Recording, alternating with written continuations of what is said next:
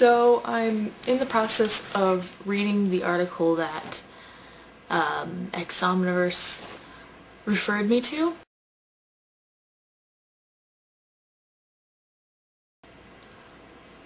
But there was a problem in here that I came across. The part of the article I'm reading right now is kind of a truncated version of Ayn Rand's writings on man's rights.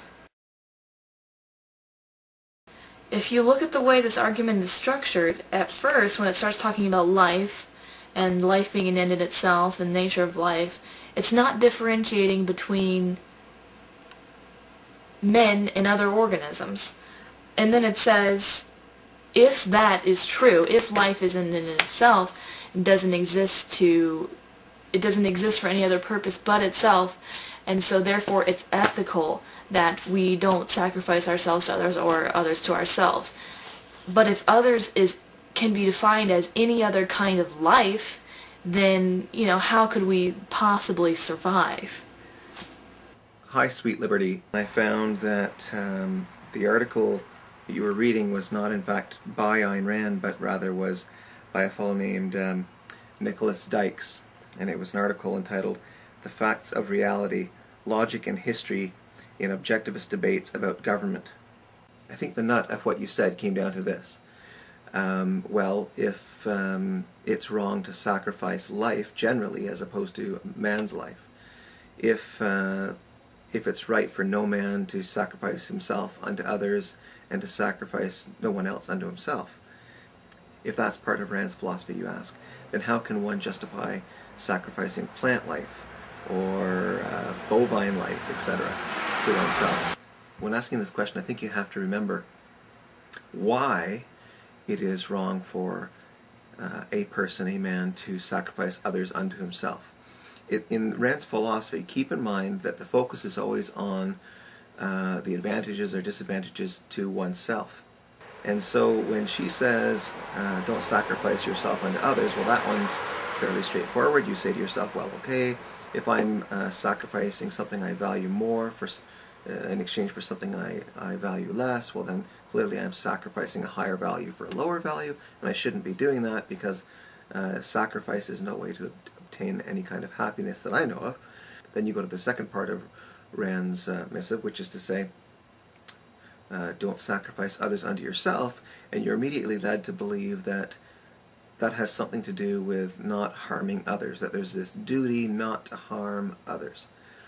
That's not quite the focus. I mean, that might be the effect, but the focus is not on not harming others.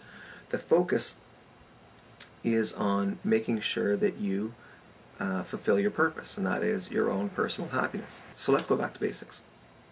Rand identifies one's own life as one's highest value, and a man's life as the standard of value. She identifies your own happiness as the purpose of your life. And she says, if you read deeply into her philosophy, that you cannot be really happy without achieving your values. And that because rationality is the only way in which a man can achieve his values, can obtain his values, that everything implied by rationality is also necessary if you are to obtain your values. In Rand's ethics, rationality is regarded as the highest virtue. And rationality in Rand's ethics implies 6 other virtues. But 2 of them are particularly relevant to this discussion. The first is independence, and the second is productiveness. Independence implies 2 things. 1, independent thought, but also 2, independent living of one's life. In other words, making sure one takes care of oneself and is not dependent on others to do so. So, independent existence, if you will. Productiveness is related to independence in terms of existence, and it refers to making sure that one, takes action, rational action, to pursue one's own rational values, values that are consistent with one's life and one's happiness. Productiveness is particularly important because it's not simply a matter of surviving. It's not simply a matter of having all you need to survive. It's a question of actual effort independently of the minimum needed to survive. So for example, let's say that you've got $10 million because you've won a lottery. Well, the virtue of productiveness would require you still to make productive efforts to try and be productive, even though it's not required for you to continue living. Even though you've got enough money to live on, productiveness is still a virtue for you. And even if what you produce does not make you wealthier, it still is the case that it's virtuous to produce. Now let's consider both independence and productiveness. Those who depend on others to think for them instead of thinking for themselves. Those people are referred to in Rand's philosophy as second-handers. The second-hander, as that phrase is referred to in relation to the virtue of independence, has its correlate in the virtue of productiveness. And that is the moocher or the looter, the person who doesn't produce for themselves but who lets other people produce for them, requires other people to produce for them, begs other people to produce for them, or uses force in order to seize from others that which they need to survive. Now in all of this, what can't be forgotten is purpose. Man's highest purpose is his own happiness. And happiness in Rand's philosophy is obtained by achieving one's values, by obtaining values by one's own rational mind, by one's own rational efforts. In other words, by thinking independently, acting independently, producing for oneself. That is the means by which one obtains values, and that is the way in which a person becomes happy. Now there's a difference between, avoiding pain and seeking pleasure. The second-hander, the moocher, the looter, they seek to avoid pain. All they can ever do is avoid the fear of pain, that relief that comes from saying, "Oh, thank goodness I'm not going to starve this week." And they may regard that as happiness of a sort, but that's not what Rand would refer to as happiness. Rand, when she speaks of happiness, is referring to that pursuit of value and the achievement of that value, the successful pursuit. That is what leads to what she would call happiness.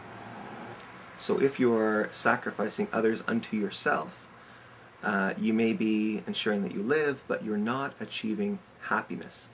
You may be eliminating your own fear of death. You may be eliminating your own fear of hunger. You may be eliminating your own fear that you won't live another day. But you are not, by stealing, by enslaving others, achieving happiness.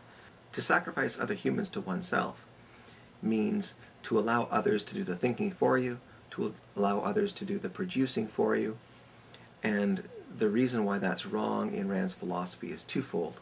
One, you put the fate of your existence in the hands of others. Two, you make it impossible to become happy, because happiness requires rational life, it requires independent thought and independent action, it requires productiveness. So it is not possible to fulfill the purpose of a human being's life, that is, his own happiness, if a person is living life as a second-hander, as a looter, as a moocher. Now, sacrificing lettuce to oneself is not living as a second-hander. Sacrificing lettuce to oneself is not living as a moocher. Sacrificing lettuce to oneself is not living as a looter, and the same goes for beef.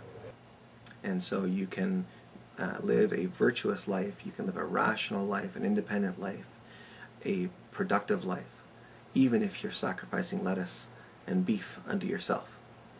But you can't do so if you're sacrificing other human beings unto yourself, because sacrificing other human beings implies not living a rational life, not being independent, not being productive, and by implication not being happy.